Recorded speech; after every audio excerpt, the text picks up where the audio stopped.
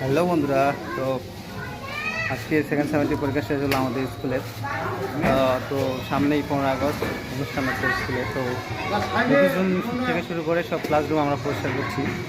তো তার কিছু দৃশ্য আমি দেখাবো। সবাই কাজে লেগে গেছে।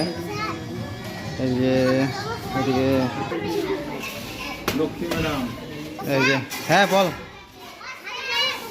যাও যাও যাও যাও যাও যাও ছাদে যাও, নাচ হচ্ছে, যাও। বাহ, খুব সুন্দর। ওদিকে মুক্তি, এদিকে লক্ষ্মী, ওই যে ওইগুলো পরিষ্কার করে দাও। ওই যে বাদন দিয়ে নোংরা আছে।